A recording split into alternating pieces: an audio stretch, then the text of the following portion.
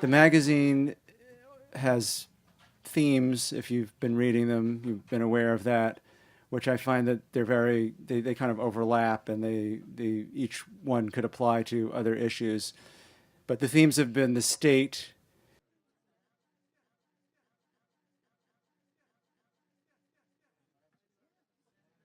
anarchisms was the second issue.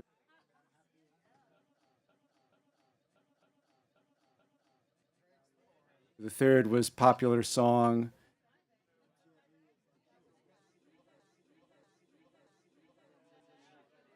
The fourth was translation.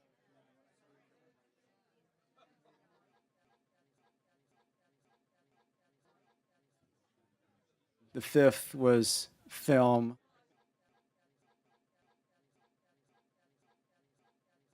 The sixth had to do with Latin culture.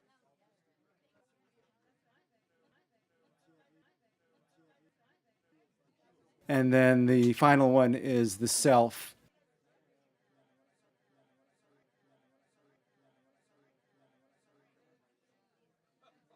It's all been a conversation, and hopefully a conversation that will spur other conversations.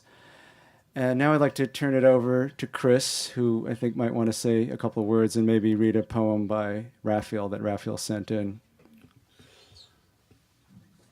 I just want to say thank you, Vincent, for inviting me on. I'd like to say thank you to Raphael, since it's being recorded. He'll probably see it at some point. Thank you, Raphael, for being congenial and impulsive and pushing hard on the editorial process.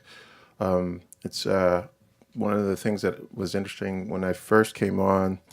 I was living upstate in Saugerties, and a friend of mine, Stuart Krimko, who's a poet and art dealer, he saw me working furiously, going through the poems and making notes and communicating with Raphael and Vincent one day online.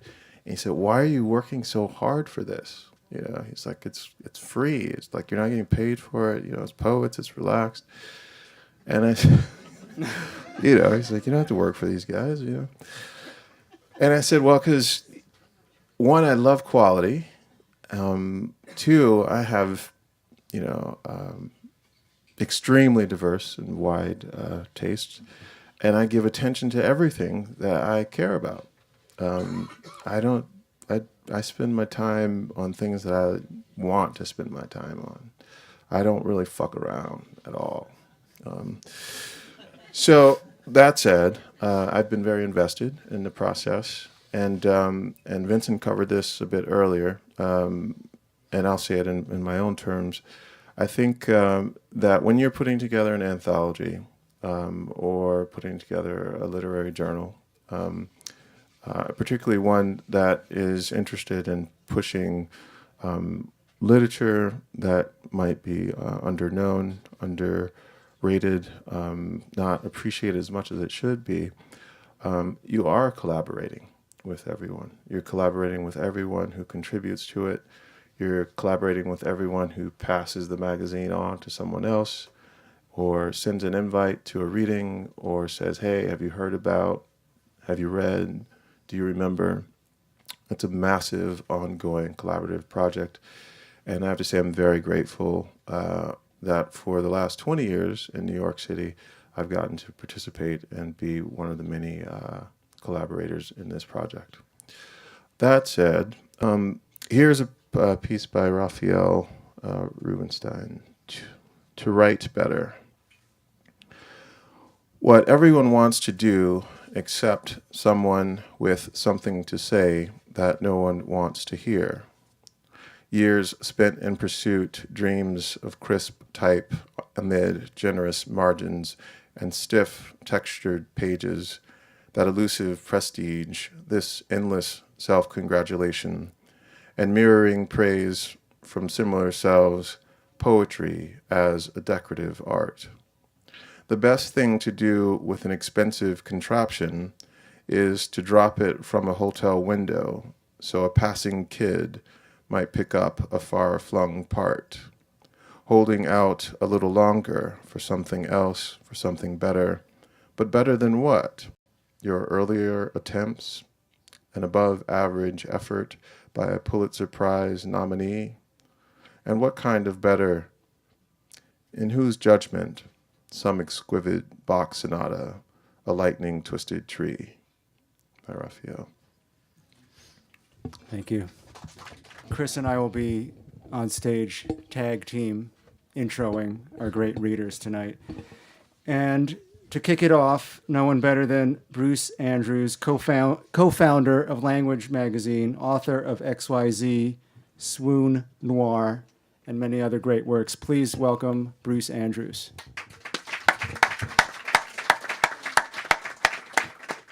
Honored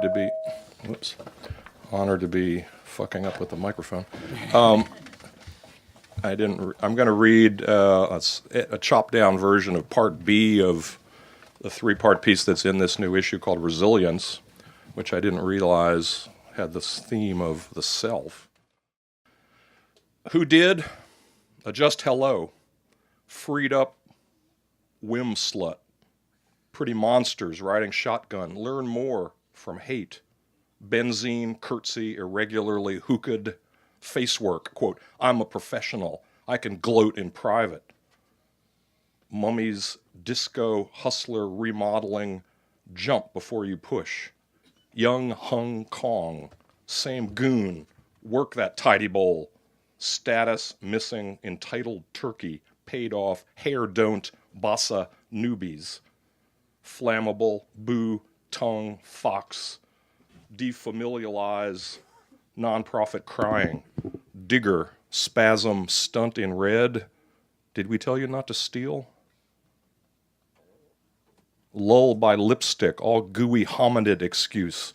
Eyeliner, munchkin, po' boy, pogo, surprise, fleece me.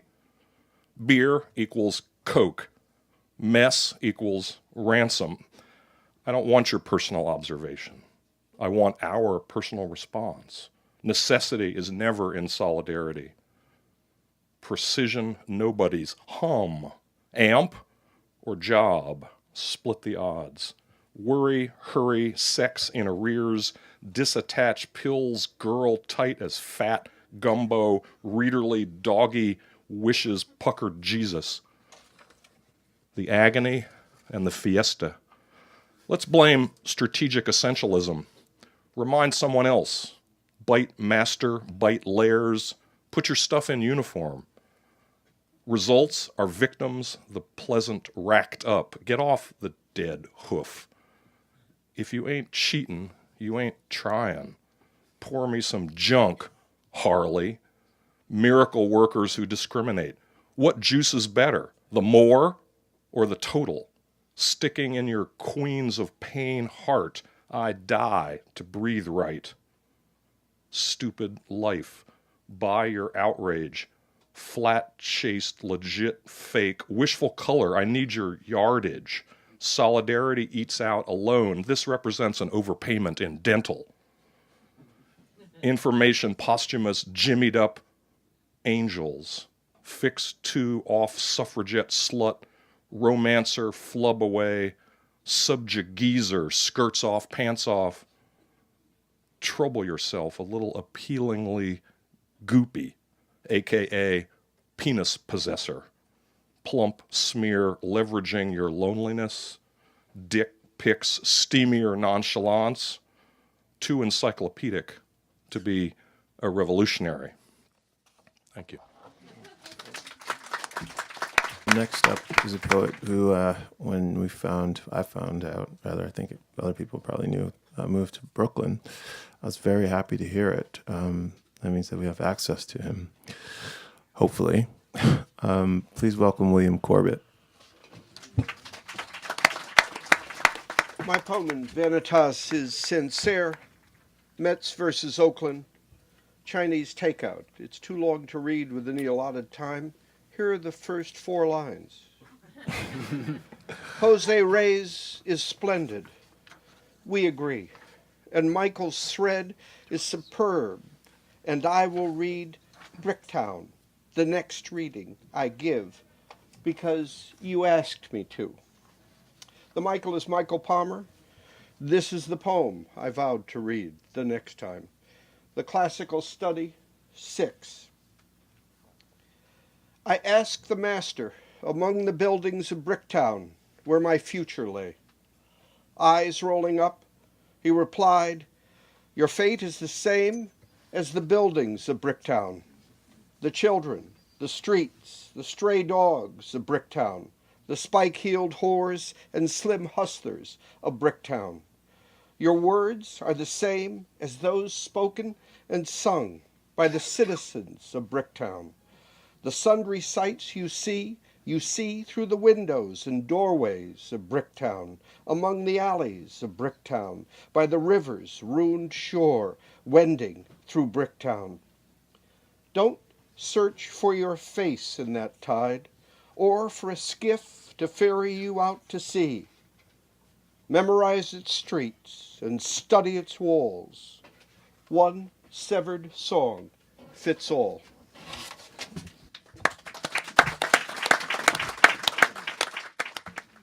The next reader is Mike DeCapite. He's the author of the novel Through the Windshield and the chapbooks Creamsicle Blue and Radiant Fog. This is for June. I woke to the sound of a shovel scraping the sidewalk below. Last night, I'd walked her to the subway in a blizzard, which was also the year's first snowfall, snow swirl. It snowed upward, went spiraling down side streets, broadsided you at every intersection. Someone was laughing, but you couldn't look up. Then she was laughing, standing in a drift. She had a certain pure laugh that sounded like life to me. She was able to laugh at herself, and she did it naturally. There was no self-regard in it. And in that laughter, I heard all of life, why we live, even though we suffer, and even though we die, why it's still worth it. Headlights floated by. For a time, a skinny young guy fell in step with us. He was holding the remains of an umbrella over his head. He looked like he'd walked out of a Roadrunner cartoon. He asked where we were going. When we crossed the road to drop off a movie, I said, "You're on your own." We heard him through the snow looking for a new friend. He didn't seem to have seen snow before. She said, "He must be from California." I missed her, even with her at my side.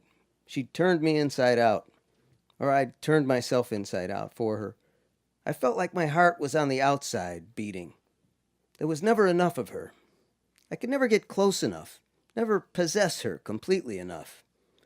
As though there were some measure of completeness, beyond complete, something beyond now, something in the realm of the imagination, some essence.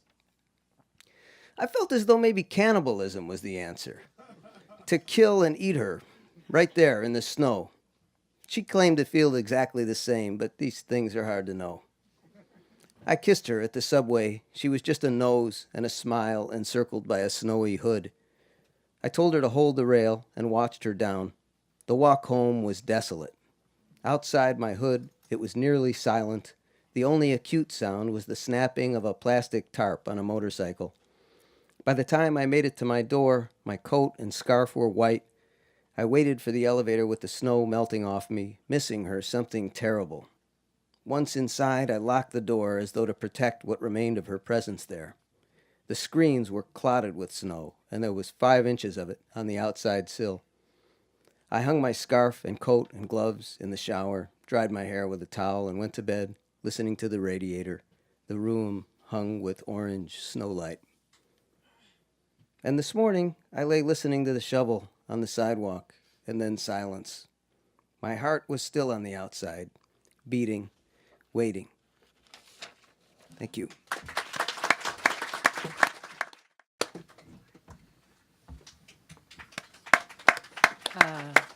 Thank you, Vincent, for making such a beautiful magazine. It's going to definitely be missed. I'm going to read a poem called The Lives of Statues. Yes. And I think it fits the theme of self, because I think statues are people too. I've always felt that way. And it begins with an epigraph that I got off of Facebook. It's someone named Julia Sinclair. She's 8 years old. She was playing with her mother's jewelry, and she said, "I love the smell of marble." The lives of statues. Unblinking, statues, like philosophers, take their time. Their thoughts span centuries, speaking A, volumes, B, silence, speaking volumes of silence. But not all are so serious. Some statues love to go naked and wave swords. Others require offerings of candy, liquor, perfume, smoke. In parks, on buildings, in squares they oversee, raise an arm that is missing a hand in friendly greeting. From statues, one can learn to pray. Why else are so many found in churches? And also to persevere, but not to wait. That word isn't in their vocabulary. Statues are born old. Behind many great statues, an irate mother once stood, saying, "Don't do that or your face will freeze." Mannequins, being slaves to fashion, are not statues. They are temporal beings. Statues select their own society. The Egyptians had a ceremony, the opening of the mouth, for bringing statues and corpses to life. The statues in Hindu temples are fanned by devotees and entertained with music. Lingams are bathed in honey and milk. As Rodin's secretary, Rilke had to learn to take dictation from stones. Lot's wife. She doesn't get a name. She doesn't even get to be a real statue. It's not fair. On moonlit nights, how reassuring to discover you're being followed by a statue. Statues are nothing like ghosts. Thank you. The next reader is John Godfrey. John is the author of Push the Mule, Private Lemonade, City of Corners, and Tiny Gold Dress. John Godfrey. Thank you all.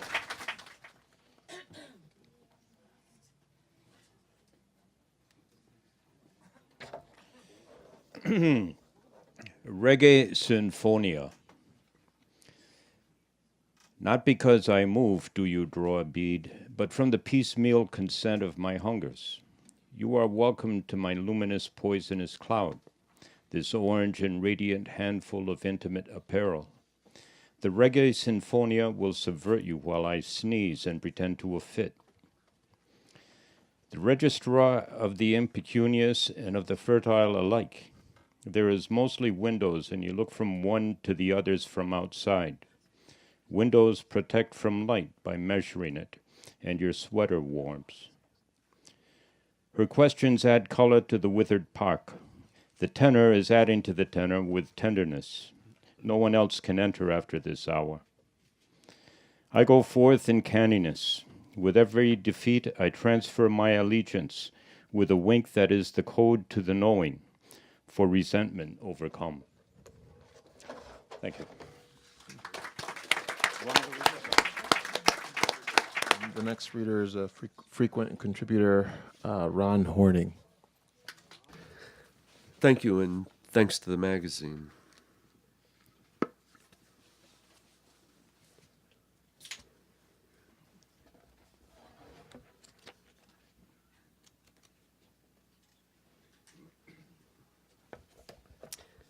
As it turned out, we were lucky our first date wasn't the last time we saw each other, as it seemed it might be for a long while after. New Year's Eve back in Akron. I'm home from Charlottesville. Bill throws a party, so I ask Pam, for years a long-distance crush, and impress her immediately by drinking myself blotto, a crime I'll repent, and sincerely, but not while a toilet bowl is my rafter, and not until I find out she was taken home safe by Princely Bill. Happy New Year. Hell past hills of snow, through lakes of slush. For a man with flushed cheeks, I gift wrap a copy of the AIA Guide. Behind him, a pretty girl in a tartan skirt, whose cheeks are red too, waits for the transaction to end, then into cold 8th Street they go. I know that face. Out from behind the counter I run, Pam identified, wanting only to catch up with them, say hi if that's all there is to do. Pleased she lives on East 36th. I'm in the book. Call me tomorrow. Thank you. The next reader is Paolo Javier, author of The Feeling is Actual. He's the editor of Second Avenue Poetry, and you're still Queen's Poet Laureate, right? Queen's Poet Laureate. Christopher, thank you, Vanitas. How badass is it going to be reading this on the subway ride back into Queens? Right? Interview, eat your heart out. From a work that I made partially using chaos magic. From Court of the Dragon, 9. Can't handle Valentine fuzz, hearth, bloat, name your English mine. Jump, seat, indefinite equanimity. Ribald Uther, blood, indefatigable Orpheus. Wind sprints arrival are you. Name my English your Quetzalcoatl. Vang sling retro transistor radio. Nerves of story pausing, hoarding, cloud split coffee. Crabs, arbitrary, branding your name poetry. Happy birthday trace, let's celebrate anywhere but here. No more segue, you know directly, less query bonuses. Grumble, can't handle, return to meteor shower, status transistor. Sample line poetry won't do. In the seldom illuminated glass encased subordination. Thanks. The next poet up, I think this issue was the first issue of Vanitas that he's published in. I was introduced to him actually through the issue and hope to read more. Please welcome Erik La Prade. This is the curse of having one pair of glasses, since I have to take them off to read. I want to thank Vincent for publishing my poem. A poem reconsidered. I lost your keys, but never told you how easy it is not to regret their loss. The truth is I threw them away, angry at your offer to live together. Lying was one way out. I lost your keys. Thank you. So our next reader is Kimberly Lyons. She's the author of Abracadabra, Saline, Rouge, and the Practice of Residue, and she is the publisher of Lunar Chandelier Press. Please welcome Kimberly Lyons. Congratulations to Vincent and all the poets and artists who came along for the ride. It was a great run. And nice to be back at the Zinc Bar. Cachulas estilo japonés for Elaine Equi. Might be a Japanese dress seen in a midtown window, gray as the butterfly wings of a gray butterfly. Pleated, of course, as the waves of a thought yet unfilled by flesh. The feathery promise of discretion. But this is candy, salty like pebbles that won't dissolve. Cocktail peanuts with chili powder, a flaming bitchy thought coated with syrup. Waits in its package in the dark of the Dulciera Lupitas. Slots. Streaked, shellacked, and tinted, each strand holds its weight, trepidatiously and with the shadow and light balanced, kinda mimicking something held corseted as a cross of glass and sun beams for straps. You go down the aisle seeking medium brown touch-ups and balk at chapstick organizers, alphabetized slots. Why is John Ashbery swimming with a Buñuel crowd in a cement pool? And the Kodaks of this movie moves in my hand as though no one quite connected that day. each insistently swimming in their gauzy ick, and the taste of replies is gummed, elastic, imprinted. I'll write if and when I can. It's that stunted letter, the potential, that all of the so-called summer conditioned the air's emergent shape. Now I can see it on the verge. Thanks. Next up is the editor of Future Poem Press, a poet himself, a friend. Please welcome Dan Machlin. Thanks so much to Vincent and Chris and everybody else at VANITAS. I'm a little recovering from a cold. L.A. Meditating on it, the horse pasture, cleanly mowed green patch, delineated walls. It is the place you always come back to, Wordsworth's tranquil restoration. Place I led them on the blind walk, not the blind leading the blind, as in the painting of the parable, but the seeing leading the blind as if to make a point. Something I believed but have since forgotten, a sort of teaching by reenactment. But the real truth was a simple delight of revealing and the voyeurism of their delight and fear at not knowing, not a derangement of the senses, but a displacement of them, removals of veils, for everyone knew that many among them cheated the bound, the foe captive, the observed, and glanced ever so slightly out of the bottom of the blind, and saw the moss and ferns where I stopped, and saw the stone wall before the road led downward. The old Norse word for window, Vindauga, literally wind-eye. For 11 Saturdays we sat in circles, and each took something in his mouth, something of a flower, I guess, or perhaps another form of speech. The lives hover, we can't process them. They are in disparate states, appointments we can't control. If I say particles, ghosts of other particles, I'd suspect it's true, though I've read little of physics. Somebody blows up somewhere, a flower blows seeds in somebody's summer. There are journals I no longer read, but enjoy knowing are beautiful. At least afternoons, an aspect, often architecturally, ached ahead.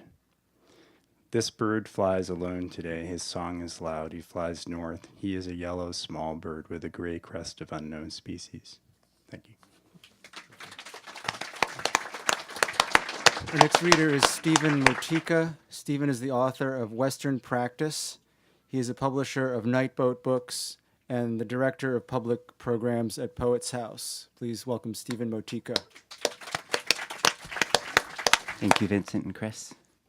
This is 2 short poems from VANITAS, first written in light of the fracking coming to the Northeast, and now really on my mind because of the drought in the West. So this is for rivers everywhere. Sandy, river rain, dead fish round, rivered, small butterfly remove, riverette, lady, dog, riverhood, breeze, riverine, car, one-lane bridge, riverish, slept, swam, riverman, commonplace bird, river sand, gold-lit, gas-worked, river run, hill fixer, riverscape, nightmare rushed, riverside, dwindling light, waking, riverward, swallow dusk, river rise. And this is called the Milky. The Milky I broke into a meow, no red shadow, a purr and incandescent movement arrived beneath us, in us, frigged slowly off until I came, caught in heavy beard, body in V below me. The rimming like rhyme pleases but leaves the avant-garde dissatisfied. There's interpolation and interference, copious glow inside a rolled-up carpet. Saliva and tongue in thicket, grassy and thick, pulpit of whimper, groused, grounded, a prone attrition, shining, hypnoia erupting, insistent, then halcyon. Thanks. The next poet up publishes, or did publish, a journal which I've never known how to pronounce. So I'm hoping that this person will come up and before they read, tell me how to pronounce the name of this journal. Please welcome Trace Peterson. Hello, everyone. So publishing a journal is a bit of a thankless task, as we all know. Hence, taken a bit of a hiatus. But now I am again publishing EOAG. And I wanted to say it's an honor to be in VANITAS because VANITAS is one of my 3 favorite poetry journals. The other 2 being Crayon, edited by Andrew Levi, and Antennae, edited by Jesse Saldis, both of which also just stopped. So I don't know what I'm going to do now. If anyone has suggestions for good poetry journals I should read now, please tell me, because this has to continue somehow. Okay. My piece.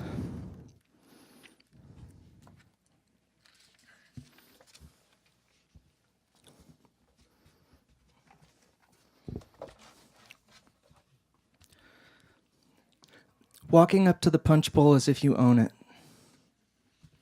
Gurus don't throw hissy fits. For the rest, a long entourage leads practically out of town, awaiting the enlightenment cue of Guru Party of 2. We like to amaze ourselves inly, e-place, farming out our better part to someone who prevents us re-entering meat space. If masochism is truly the only subject position, we could always just stay home and complain about our own cooking. Oh, the beets don't taste right. Oh, the spinach has wilted again after being held too long against the flame. To flame is to generate hotness, a carbon-based kaleidoscope meddling with propriety. What is this, beet juice? Bot kiss? A guru and a recently evolved fish with legs walk into a bar. Here's a punchline only a Kool-Aid intoxicated critic would make. I am leaving you out of the invitation to the entourage, which was so juicy and cold, but it's okay because there's a kind of social blurring which emerges between understandability and the gender you want to be accepted as. As if my own eye weren't an unfolding platform I could make you walk to. The blur that was you, late at night hunkered down watching gurus necking in your brother's beat-up car, the backseat bouncing up and down guru style. The good news is that we've discovered a breakthrough in our business and yours to evoke and encourage hotness, churning out double the sales we expect through just a few new words on the label, rinse and repeat. The guru is you. Next reader is Jerome Sala. Jerome is the author of Spaz Attack, The Trip, Raw Deal, and the forthcoming The Cheapskates from Lunar Chandelier Press. Please welcome Jerome Sala. Thanks to VANITAS for all the great years. Progress, against the idea that the myth of progress is over. Progress. It's good that phone booths are disappearing. People I knew, people I grew up with, would catch the unsuspecting caller there and beat the shit out of them just for fun. A pair of them charging through the single door like cocks doing double duty in a porno, bashing the dude's head into the glass, banging his temples with the club-like receiver, using the chrome cord as a silver noose, and finishing him off with the old steel-tipped combat boot to the nuts. Now people like that probably only steal your iPad on the subway platform. That is, unless they push you on the tracks. Thanks. The next poet is a writer and one of me and a whole group of people. One of our favorite critics. He wrote a piece recently I read on Louise Glick, which was hilarious. And well, actually, it was about a book written by a student about Louise Glick, I think. It was wonderful. Next up is Barry Schwabsky. Wow, that's some light. This is a poem that was in an earlier VANITAS. It's in 2 parts. It's a fragment of Petrarch's skull. and each part has an epigraph that comes from a newspaper report. Part 2. Scientists who have been examining what they thought were Petrarch's remains here discovered that the skull belongs to someone else, and they suspect it could be that of a woman. The Guardian, April 6, 2004. Scarce beginning. Lightning was, smile darkened sky. Mother flesh experiments with an apple tree. In doubtful sleep and long past thought, face the bed's last hour in weeping silence vain. Scarce and teeming thought, my art once loosened, dear time, cursed time of change, fattened up my peonies until it hurt. I prefer the word girlfriend to lover, but I'm neither. And whose theory of poetry accounts for this? The clotted rose? Whoever you are, thank you. Burning clear, my fires kept hard, like information shadows. A ghost community singing Hell's on Fire. Wandering Elizabethan in Chanel, I'll write you a letter, suspending realism between desire and profit. Because modern man seeks rent, the sun clanks along, color cold, but shadows promise waiting, a never-sung song, and if birth sounds dissolve, that's poor tuning. With shuddering storms, sky grows serious, in suitably bruised voice, the numbers pour. I piss on your plains in error, my dead thoughts ringing all over at once.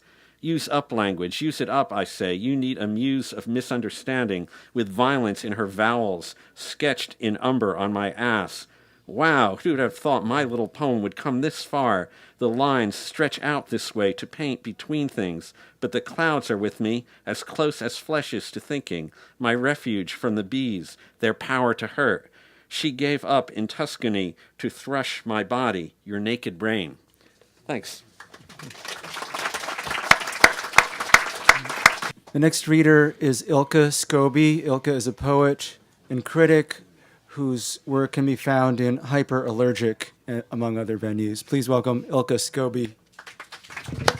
Big love and thanks to Vincent for a wonderful magazine that I've been very thrilled to be included in. And this is a poem from Thailand, Tapaya River, which is the big river right out of Bangkok. Tapaya River. Gliding slowly in a long teak boat, past bamboo-stilted wooden houses, perched along canal's dusty shore. Shadow shelters lounging lizards, spirit houses adorn each dwelling, gilded, garlanded pillars of prayer. Sunshine-baked laundry lines, banana trees, tight green clusters. Boy monk swirls his saffron robes, Buddhist Batman on river's edge. Thank you. The next up is a very cool dude. You guys know him, so it doesn't. I feel silly describing his life. But Louis Warsh. My life that's silly. Yes. I guess it is. Yes. So this is a poem from the most recent issue, New Year's Eve. You can make believe you saw the forest for the trees. It's like a disease. You can call the head honcho on his private line. You can strum the frets of your fender until they bleed. You can sacrifice a knight for a queen without thinking twice. You can sleep on the job in a tow-away zone. You can pan for gold until your fingers grow numb or catch the runoff in a styrofoam cup. You can toss the dog a bone in your own sweet time. You can borrow a song from the Preservation Hall band. You can turn off the pilot and plot your next dream, pick lice from a child's scalp and whistle in the dark. You can buy me a drink, doers with ice, but I can't pay you back. You can tie a sailor's knot around the trunk of a tree. You can adjust your shades to block out the light. Thank you. Thank you. To launch our launch, poet, publisher, teacher, activist, author of the monumental Yovis trilogy, In conjunction with her son Ambrose and nephew Devin, this is Anne Waldman. Thank you all for coming. And please stick around afterwards for more 6 points. Late afternoon of poetry. Congratulations, Vincent, for these years of VANITAS. Thank you, Chris. And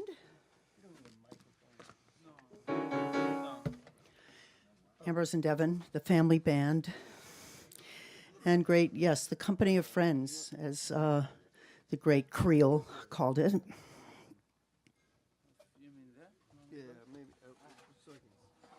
So this is from the song issue, and the assignment was the Beatles. Wanted to sound like he was recording from the top of a mountain.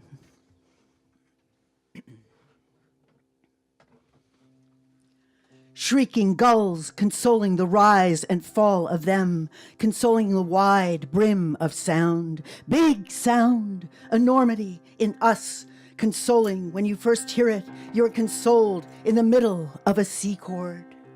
Gulls, gulls, falling and dying, or gulls, gulls, alive and soaring. This is a wind, this is a wall of them, consoling. And if you're high up there, you fly further and relax your mind, being imperative verb, being John Lennon a verb, not dying but floating and not dying further downstream.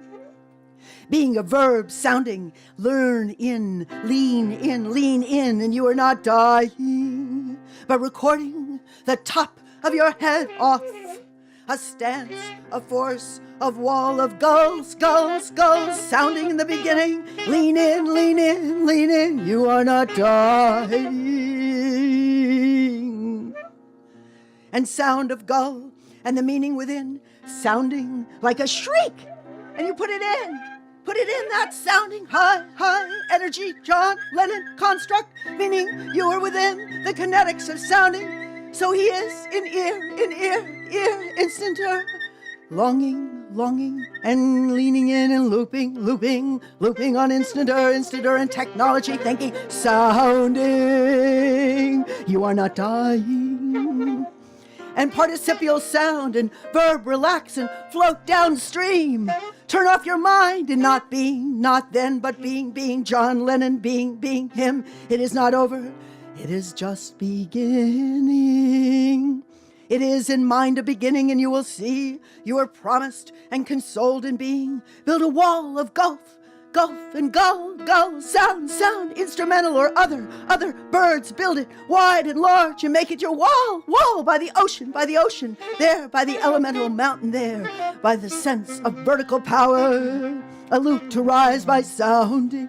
Gulls, slash, pierce, consoling the rise and fall of them, consoling the wide, metabolic neural sound, sounding higher than us, over us, consoling when you first hear it, then you are consoled in the middle of a sea. Gulls, flying and dying, or gulls, alive and soaring. This is a whip, this is a wall of them, fierce but consoling, and relax your mind, being imperative verb, John Lennon being John Lennon in C, a verb in C, not dying but singing, and not dying further downstream but sustained in a chord of C, lean in, and then loop, over and over, riding horizontal rise and fall of a loop of impending John Lennon.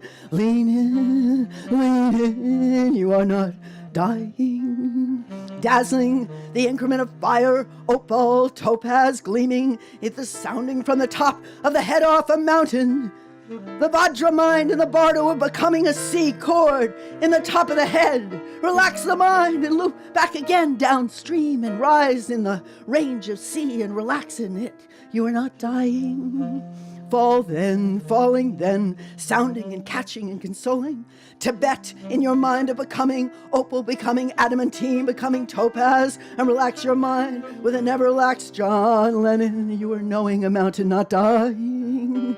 It is gulls, gulls, gulls, gulls, gulls, gulls, to shriek, shriek, consoling the rise and fall of them, consoling the wide, knowing infrastructure of John Lennon, colossal sounding. Sound bigger than us, consoling. When you first hear it, you're consoled in the middle of colossal gulls, gulls, gulls, gulls, falling and dying, or gulls, gulls, alive and soaring on top of proverbial mountain. You fly further and relax your mind, being imperative John Lennon, downstream but floating, sustained in that same chord. You are knowing it, dreaming, you are thinking, you are knowing what tomorrow never knows. Neurons in your head mightily sound in the rock hard gem of seeing what tomorrow never knows. Dazzles what you are knowing, dazzles, it dazzles, it is not dying. In the book of the dead, you are talking about a book of space. It's space you are talking about, beyond footprints, beyond temperature, beyond breath, in an act of love, and more space you go into like a tunnel and toward the mountain, or a continuous loop around the top. Circumambulation of sound says you are not dying. From the beginning, talking about consciousness, of which John Lennon makes this wall of sound to say it is the beginning. And I said, took the little orange sunshine pill to approximate the meaning of within and not dying.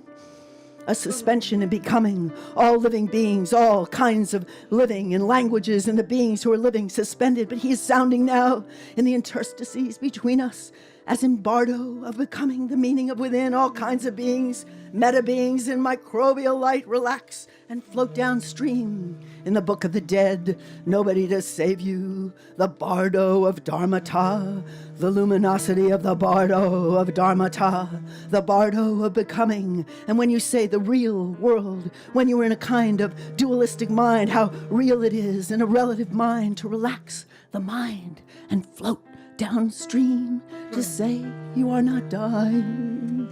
Is it, or is it not, or is it, or not, or both, or neither, or either, or in between?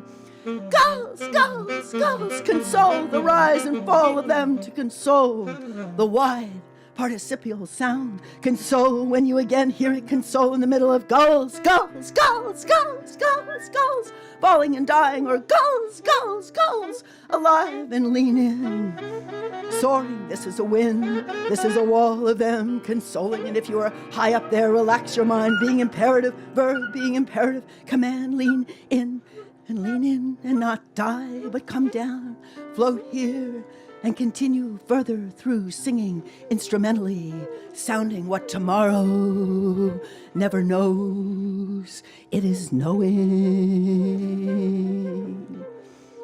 If you trace back our present mind to consciousness, back, then you will find you're tracing the origin of the continuity of mind, just like the origin of the material universe into an infinite dimension. It is, as you will see, beginningless.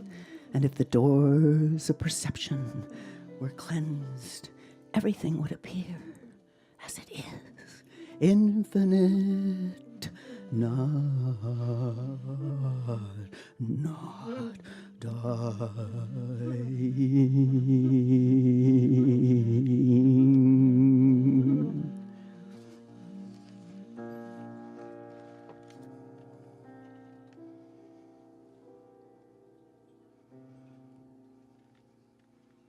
Thank you, gentlemen. Thank you all. Thanks.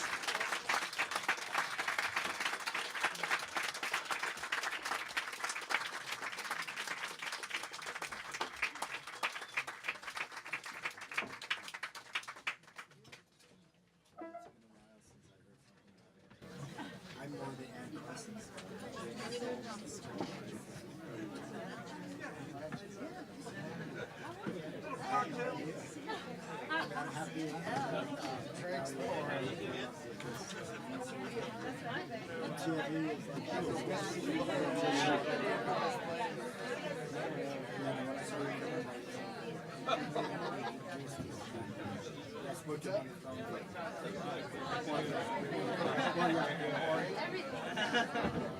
Everything.